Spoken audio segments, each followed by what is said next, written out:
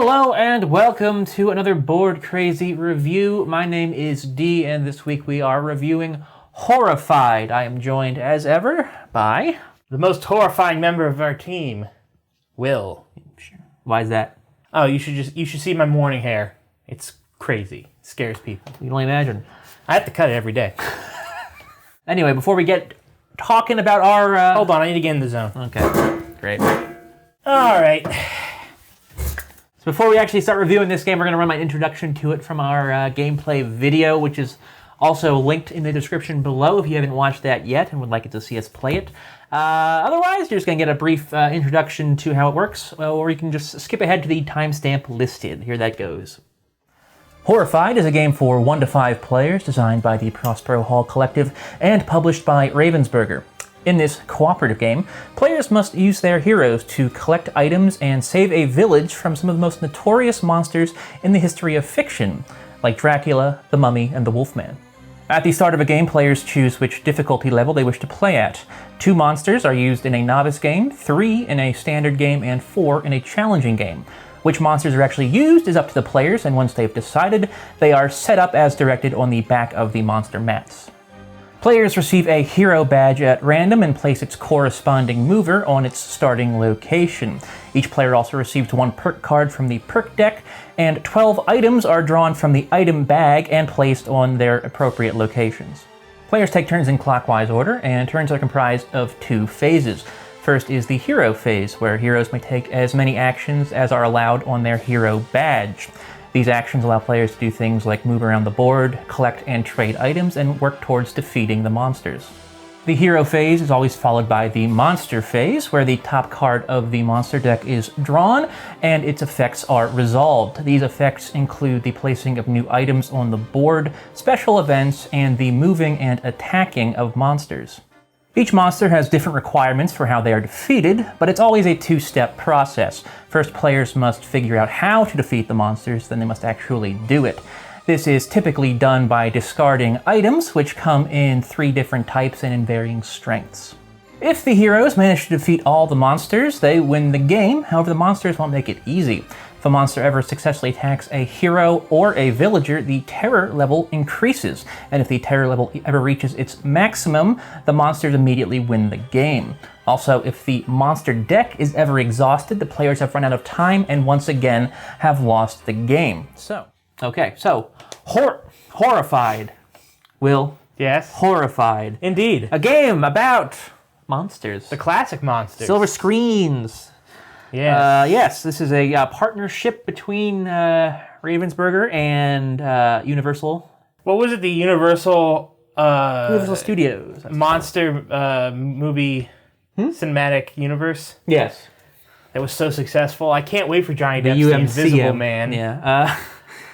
Yeah, I would say when it comes to actually playing Horrified, I think my favorite aspect of this game is the 2-step process required to defeat each monster, and that each one is unique. Yeah. I think that's really not only that they're all kind of, they're not only are they're all unique, but many of them are actually kind of fun little like puzzles you have to like work out as far as like both getting around the board and how you want to approach the order of solving them.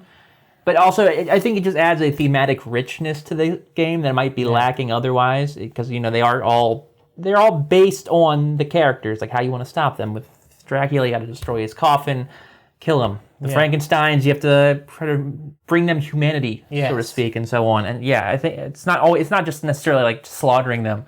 When you look at this game, just like the pictures of it, I personally was a little worried that it was just kind of like a straightforward survival game, because I don't usually like straightforward survival games. I think like betrayal games and I feel like some of those games have a tendency to be kind of either overly complicated or just overly difficult. This, I feel like, it doesn't suffer from that at all. It is a survival game, but I don't know. I just feel like there's a lightness to it. There's survival in the sense that your goal is to survive. Yeah. It's not that the game isn't built around the mechanic of survive. Like you don't have to scour for food. You're being more proactive here. Cure disease. Yeah. Like this is like there's a puzzle. Like you have to figure out the puzzle of how do I move around the board, collect what I need to, basically weaken the enemy enough so I can eventually get to that final thing I need to do to beat them. And then to work with your friends to figure that out. Yeah. It's the best part of any cooperative game. It's so much fun. Yeah. And they did a lot of things, let's get a little bit more specific, to facilitate that feeling of cooperation. For instance, you have these perk cards. Everyone gets one. If you get one to start, but also if you escort a civilian back to their destination of their goal destination, whatever you want to call it, you get another one. What I really like about them is anyone can use them. You have one yourself, but you could be like, hey, I want you to use it on this turn. Yeah, they could ask you, like, hey, can I use that? And you can give it to them. You as a team decide when to deploy these.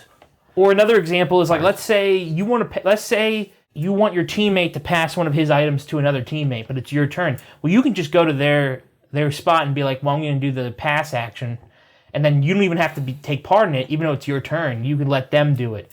So there's a lot of like flexibility in this game where it's just like they went out of their way to make sure that you can do everything possible in your power to work with each other as a team. And I think people who like cooperative board games are going to find that insanely satisfying. I did. I was surprised at how easy it was to work together in this game. No, not only is it easy, but also the game really encourages it, and it rewards it, I think, as well. Not just working together, but also planning ahead. Yeah. Get like a plan of attack, sort of, for how you want to take each turn as far as, and they have some people maybe working towards certain monsters, other people working towards the other ones, just to keep a balance, and you have people, how you move even, to maybe draw off the monster from someone or a villager or something. It's real cool. I almost feel like you should always play with one fewer monster than you have players. And the reason I say that is we were playing a 3-player game, so we were playing with 2 medium difficulty creatures. And I really liked how that allowed us we have 2 goals to work towards, we have 2 creatures to defeat. And this was really flexible. It moved around, but at any one time, you would have one person working on one monster, one person working on the other, and then one person whose job was basically to distract them, to like collect a bunch of stuff, because that becomes health. The items become health, and then just move closer to them so they would focus in on you and not on that person, and not go after the civilians on the board or go after the other players who are sort of working or who are weaker. It made it feel like everyone had a job to do, and that's always, I think, the best thing about, like, good cooperative games do that. Like, they assign roles, but then those roles can change based on the situation. In this game, again, I don't know that I would necessarily agree with you with the play with one fewer monster than your players. If you want it to be, here's the thing. I feel like if I were playing this game with 5 players, I would never want to do 4 monsters. Okay, 4 monsters might be really hard. Even 3 might be tough because the board is just going to be too crowded. You're not going to go any turn without somebody getting attacked. I feel like with this game, 1 to 3 is probably the sweet spot as far as the player count that I want to play it with. I could probably do 4, but I'd probably want to stick to novice if I were doing that. Just because, again, not only are you getting fewer turns with more players, but like I said, the board gets more crowded. There's less room to like sort of maneuver. And the monsters are going to be a bigger issue. And there will also be fewer items to person. Well, I played a solo game this morning, actually, against on the novice difficulty, and it was a breeze. Yeah. I played in like half an hour. I beat both monsters pretty easily, saved most of the villagers. So yeah, I think it's definitely a sweet spot as far as like where this game will be the most fun. But I think it's, the game really succeeds because it has so much variability. You can set the monsters, how many you want to use, which ones you want to use. You don't know exactly where the item. The items have to go to a certain place, but you're not exactly sure when or where they're going to come out. Cards are always going to be in a different order. Like, no 2 games of this are going to be exactly the same. Yep. And I think that really helps with replayability, and playing it with multiple or different player counts also would encourage that as well. The replayability of this game. There's only 6 monsters, but again, it's just the different combinations therein. Like, you can do a game with 2 monsters, but if you do like the 2 more complex ones, it might be a real tough game. Yeah. Like our game was difficult with 2 medium difficulty. Yeah, monsters. exactly. We thought it was going to be a breeze. You know, honestly, we were like, let's do 2 medium ones. That way our video isn't super long and we have a better chance of winning. And it literally came down to just sort of similar to some of the other, the Jaws, another game by the same people. It came down to like the last move or two. No, yeah, it was pretty exciting there, you know, pulling it out. Super exciting. Because it looked like we were going to lose. I thought we were going to lose. There were a few, and again, there's dice rolling in this game to determine hits. Yeah. And a lot of people be like, oh, I don't like dice rolling. Well, it makes sense. I think it's a decent balance, actually. Yeah, and honestly, there was a moment in that where like, we were rolling hits against a civilian. Mm-hmm. And you guys were like, you know, you got to roll blanks. And the chances of rolling blanks, only one side of the dice is blank. So, and, when the 2 blanks came out, it was like, oh my God. Like, it felt like, I don't know, it felt like a cinematic moment, you know? Yeah, the game isn't unnecessarily punishing. And there's also something really satisfying about not having anything happen on the monster phase. When you flip out that monster card, and it's like, oh, it's nothing, we're not using any of this. It's just a couple items, get it out there. Yeah, the game designers knew that there's comfort in being able to breathe. Yeah. That that if you're always being attacked constantly, it can be a little too much. But then when you get that one turn to breathe, it's not boring. It's relaxed. It's relieving. It's you know. How do you feel about the heroes? I feel like they're inconsistently useful depending on what monsters you're playing against, and I think that's obviously intentional. Yeah. I thought that yours was the Explorer was maybe a little overpowered. She can only do 3 actions a turn, but being able to basically go anywhere on the board at any time, I don't know. I mean, it would have been useful. It's very, very. It's one of the reasons that we won.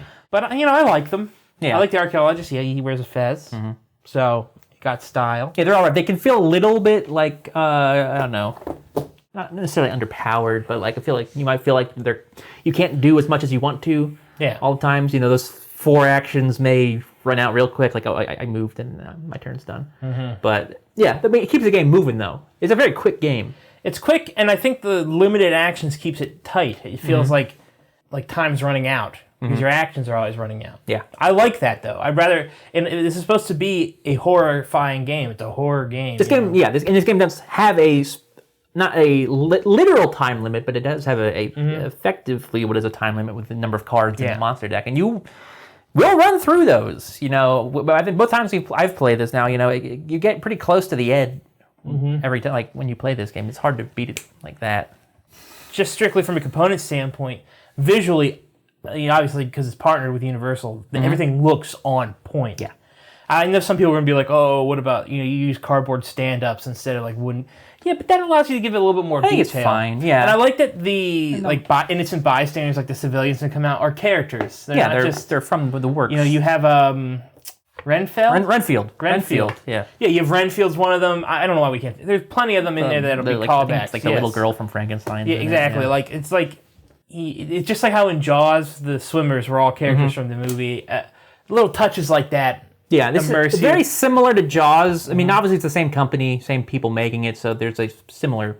They have a pedigree they're establishing, but just like Jaws, like after playing this, I felt like I want to watch these movies now. I don't have any particular affection for any of them really, exactly, but it didn't make me want to. And I realized, you know, some people may be a little peeved by like not having the familiar faces. Like, you know, there's no like Lugosi or Karloff or anything like that. The characters are all the characters are all like generic sort of interpretations of these legendary characters, but I still think that would have been funny. It would have if the Mummy was the Mummy from 1999's The Mummy.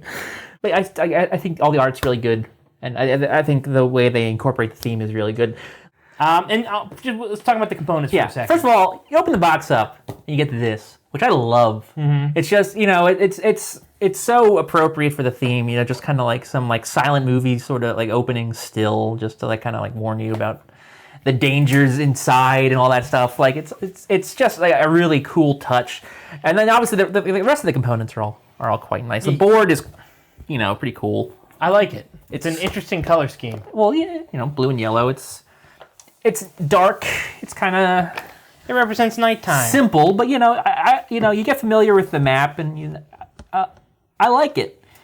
But yeah, no, it's all smart. Everything is as good as it needs to be, if not better. Yeah. My final thoughts here. Final thoughts, D? Yeah. I think this is a game that might be maybe a little bit light and straightforward for some like hardcore board gamers. But for someone like me, who is maybe not a fan necessarily of this type of game typically, I think this is a really successful version of it. Beyond just the fact that this is a very finely made, well thought out product using, well beloved characters of yore. Easy to recommend. I kind of with you. I'm not sure if it's quite on the Jaws level in terms of how successful it is. Yeah. But it might be more replayable than Jaws in some ways. I can see that. Yeah, definitely. Yeah, if it's not necessarily as mechanically interesting. I would say I will give this 4 stars out of 5. I agree with you. This is maybe not as mechanically or thematically enthralling as Jaws was. However, it is close. And, Prospero Hall, Ravensburger, they're starting to make a name for themselves with these officially licensed themed games. It's something to keep an eye out for now. You would think, like, a lot of times you hear officially licensed or themed or sponsored, and you're like, oh, this is going to be, like, they sold out, this is going to be... You're used to, like, video games, like, adaptations that are usually terrible, or, like, this is the Doritos nacho game. Yeah. It's like, oh, come on, it's going to be crap, it's going to be dribble. Or even most, like, board games, it's just like, it's so-and-so Monopoly, or Risk, or Clue, or something, but this is... It's a unique take on this. It truly is these IPs. Yeah, and it truly is like a standalone, unique board game that had thought and work put into both the mechanisms and the components. And for that reason, I think I'm going to give it an A-. It's sort of in that B+ A- range, but I'm going to give it the benefit of the doubt because I just have enjoyed it. Yeah. So much. And if you like these characters, I think it's no question. And I think that's part of it too. I love these characters. You should. There's no reason you shouldn't buy this. I'm a huge fan of like vampires and mummies, and specifically, huge fan. You own every Twilight film on Blu-ray. All right, I didn't watch True Blood either. Okay, so I don't like vampires that much, but I've seen all the mummy movies. I hate vampires. I hate vampires. Thank you for watching this review of Horrified. Hope it was all right. Hope we got our thoughts across clearly. Well enough, yes. If you did enjoy this video, please give us a thumbs up here, and you can subscribe to that. You can subscribe to the channel if you are not already subscribed. We do a playthrough every Friday of a game, and then a review every Wednesday, just like this. Yes. And you can click that notification bell to get notified when those drop immediately. You can also just leave any comments if you have any thoughts on this game or our thoughts on this game. We'd love to hear them. Facebook, Twitter, and Instagram are all linked to below. You can follow us on any of those if you'd like to keep abreast of what we're up to. And come back next Wednesday for... No. Next Wednesday there will be a video. Come back next Wednesday for a review. Come back Friday, though, for whatever we're playing next. I know, but I'm keeping it a secret from him. Can't wait. Yeah. So, thank you again for watching, everybody. Until then, goodbye. See you next time, and thank you.